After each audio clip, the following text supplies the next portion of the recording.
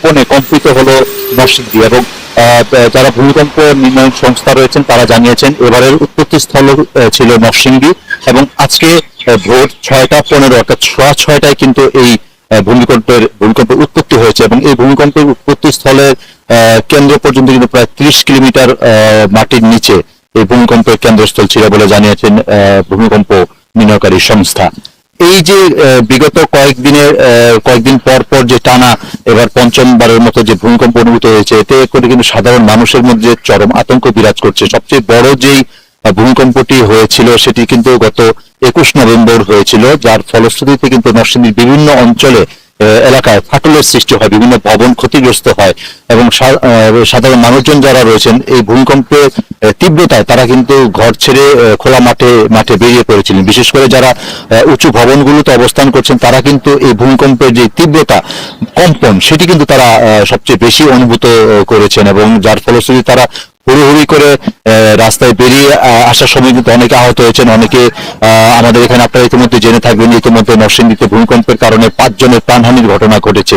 এবং এমত অবস্থায় কিন্তু যারা বিশেষজ্ঞরা রয়েছেন তারা বলছেন যে ভূমিকম্পে যেহেতু কোনো পূর্বাভাস নেই, তারপরেও এই ধরনের ছোট ছোট যে ভূমিকম্পের আলামত সেটি কিন্তু একটি বড় ধরনের ভূমিকম্প যে সামনে হতে পারে সেটি কিন্তু তারা অনুমান করতে পারছেন। যদিও এই বিষয়ে কিন্তু সঠিক কোনো নির্দেশনা বা দিক নির্দেশনা বা সঠিক করে কেউ বলতে পারেন না যে ভূমিকম্প কখন হবে, তারপরেও সতর্কতা অবলম্বন করার জন্য বিশেষজ্ঞরা বলছেন। এবং সবাই যারা বিশেষজ্ঞ রয়েছেন ভূমিকম্পের বিশেষজ্ঞ তারা আমাদেরকে বলছেন যে যাতে করে উদ্ভূত পরিস্থিতি এড়ানো যায় সেই জন্য কিন্তু সতর্ক থাকতে হবে। এবং সেই সাথে সাথে আরেকটি বিষয় আপনাদেরকে জানিয়ে রাখতে চাই, সেটি হচ্ছে যে ভূমিকম্পের সময় সতর্কতামূলক ব্যবস্থা হিসেবে কিন্তু হুড়োহুড়ি না করে মাথা ঠান্ডা রেখে যদি যারা উপরতলায় থাকেন তাদের জন্য বেসিক কিছু কিছু নিয়ম আছে, যে বেসিক নিয়মগুলো যদি মানা যায়, অর্থাৎ হুড়োহুড়ি না করে ঠান্ডা মাথায় পরিস্থিতি মোকাবেলা করে পরিস্থিতি অনুধাবন করে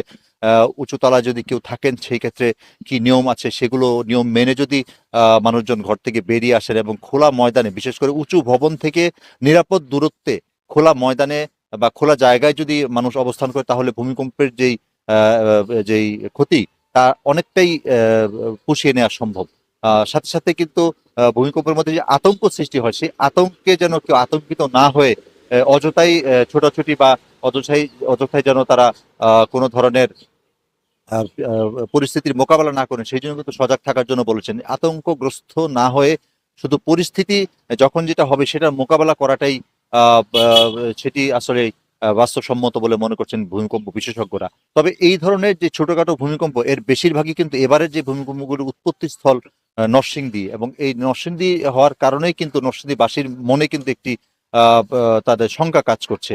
এবং আরেকটি বিষয় জানিয়ে রাখতে চাই, এই ভূমিকম্পের ফলে এখন পর্যন্ত কিন্তু আমরা কোনো ক্ষয়ক্ষতির পরিসংখ্যান এখন আমরা বা কোথা থেকে কোনো সংবাদ আমরা পাইনি।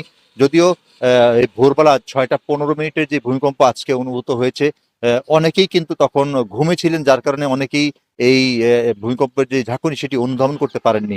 তবে আমাদের সাথে অনেকেরই কথা হয়েছে, তারা বলছেন যে অনেক যারা আর্লি রাইজার বা যারা উঁচু ভবনে ছিলেন তারা কিন্তু বেশ টের পেয়েছেন। এবং আপনারা জেনে থাকবেন এবার কিন্তু 4.1 মাত্রার ভূমিকম্প অনুভূত হয়েছে, যেটি কিন্তু মানুষের মনে আরো একটু ভীতির কাজ করছে। তবে বিশেষজ্ঞরা বলছেন ভয়ভীতির ঊর্ধ্বে থেকে শুধু পরিস্থিতির মোকাবেলা করাটাই এখন বুদ্ধিমানের, যেহেতু ভূমিকম্পের কোনো আগাম সতর্ক ব্যবস্থা নেই, অনুমান ভিত্তিক কিন্তু বিজ্ঞানীরা এই বিষয়টিকে মোকাবেলা করার জন্য তারা ব্যবস্থা গ্রহণ করার জন্য বিশেষ করে মাথা ঠান্ডা রেখে পরিস্থিতির মোকাবেলার দিকে কিন্তু তারা ইন্ডিকেট করছেন বা তারা সেই নির্দেশনা বা সেই ধরনের পরামর্শ তারা দিচ্ছেন। তবে মোটা দাগে বলা চলে যে নরসিংদীতে পরপর এই যে ভূমিকম্পের যেই উৎপত্তি সেটি কিন্তু সাধারণ জনগণকে ভাবিয়ে তুলছে এবং স্থানীয় জনগণের মনে একটি দুশ্চিন্তার কারণ হয়ে দেখা দিয়েছে। এবং সবাই বলছেন যে সামনের দিন কি হয় সেটি কিন্তু আসলে দেখবার বিষয়। তারা কিন্তু সবাই প্রার্থনা করছেন যাতে করে বড় ধরনের ক্ষয়ক্ষতি থেকে আমাদের নরসিংদী তথা আমাদের বাংলাদেশ যেন উতরে যায়, সেটির জন্য কিন্তু তারা সৃষ্টিকর্তার কাছে তারা প্রার্থনা করছেন। বিভিন্ন মসজিদে আমরা লক্ষ্য করেছি গত গত বেশ কয়েকবার কিন্তু বিভিন্ন মসজিদে এবং মন্দিরে কিন্তু এই বিষয়গুলো নিয়ে প্রার্থনা করা হয়েছে সৃষ্টিকর্তার কাছে। যেহেতু এই ভূমিকম্পের পূর্বাভাসের কোনো ব্যবস্থা নেই, তাই এই বিষয়টি একেবারেই তারা সৃষ্টিকর্তার উপর ছেড়ে দিয়েছে, যাতে করে এই ধরনের ক্ষয়ক্ষতির হাত থেকে জানমাল ক্ষয়ক্ষতি যেটি হয়ে থাকে সেই ক্ষয়ক্ষতির হাত থেকে এবার বেঁচে যান, সেই বিষয়টি তারা কিন্তু প্রার্থনায় বলেছেন। তবে একটি বিষয়, যে সতর্কতা অবলম্বন করলে কিন্তু এই ধরনের ভূমিকম্পের যেই প্রাথমিক ক্ষয়ক্ষতি, লোকবলের যেই লোকহানি হয়ে থাকে, সেটি থেকে কিন্তু অনেকটাই রক্ষা পাওয়া সম্ভব হয় একটু বুদ্ধি খাটিয়ে মাথা ঠান্ডা রেখে পরিস্থিতি মোকাবেলা করলে। তো এই ছিল আমার কাছে এই নরসিংদীর আজকে